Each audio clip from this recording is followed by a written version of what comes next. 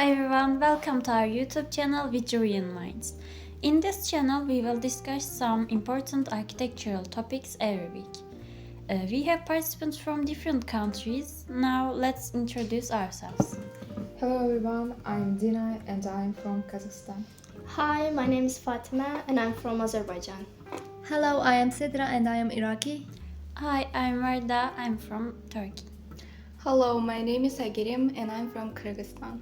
Hi, my name is Zahraa and I'm from Syria. Alright, now we are discussing Vitruvius and Rasmussen. They have very different approaches. Vitruvius focuses on structure, function, and beauty, while Rasmussen talks about how we experience architecture emotionally and physically. The big question is, what makes great architecture? Is it how well it's built or how it makes us feel? Let's hear some thoughts. Well, without Vitruvius, we wouldn't even have architecture.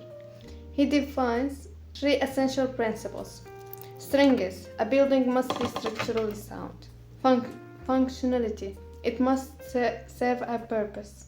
Beauty, it must be aesthetically pleasing. Without this, a structure is just a bill of materials.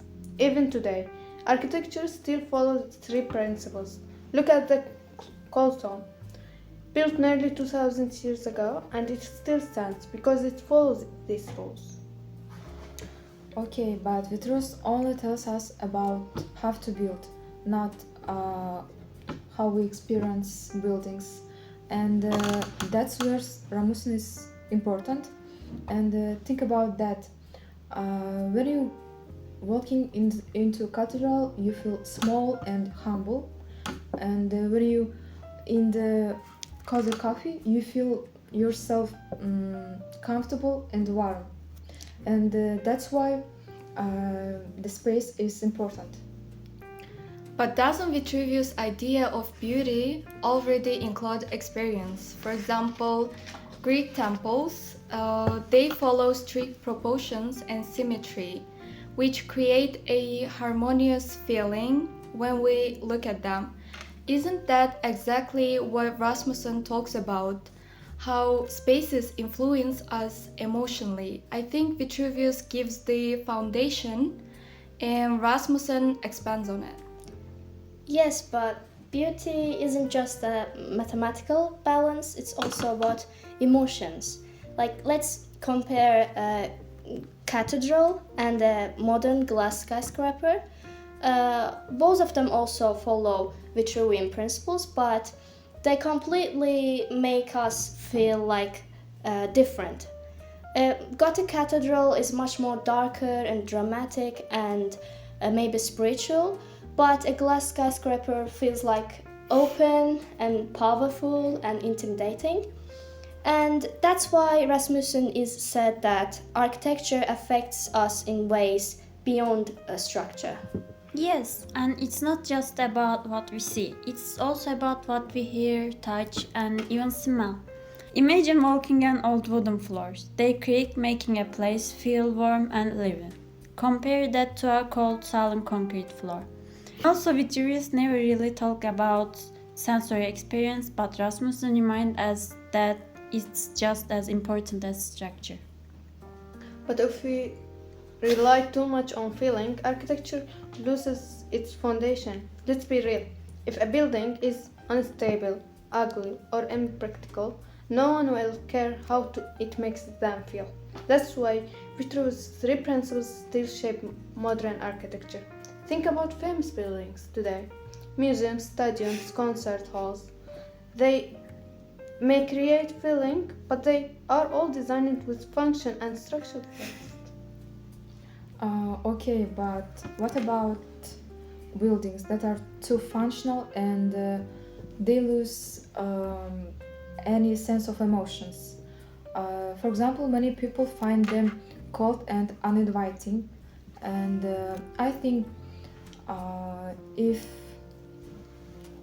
space doesn't make people feel comfortable, is it a really good architecture? Yeah, exactly. Some modern buildings are so focused on functions that they feel lifeless. And again, Rasmussen said that people don't just exist in buildings, they also experience these buildings?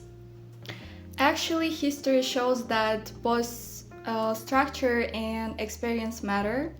For example, take Taj Mahal. It's a masterpiece of symmetry and balance. But what makes it unforgettable is the feeling of awe and romance it creates. That's both Vitruvius and Rasmussen in action. That's so true, actually. Some buildings stay with us not because of their design, but because of how they make us feel. For example, I remember visiting a small mountain cabin, and it wasn't a grand Vitruvian structure, but it felt warm, peaceful, and connected to nature. Isn't that just as valuable as a perfectly balanced temple? I get that experience is important, but without strong design principles, architecture falls apart. If we focus only on feeling, we risk making chaotic, impractical buildings. Okay, and if we only focus on structure, we get uninspiring buildings. That's why modern cities look cold and unwelcoming. Maybe the best architecture happens when both ideas work together. When, for example, the building is strong and functional, but also emotionally meaningful. This was a great discussion. We can all agree that architecture is not just about buildings, it's about people. Vitruvius gives us the rules of construction, but Rasmussen reminds us that space should be experienced, not just built. Maybe the best architecture happens when we balance these both ideas. Let's keep thinking about this as we move forward in the course, and Same time next week! Action! Isn't that just as valuable as a perfectly balanced temple?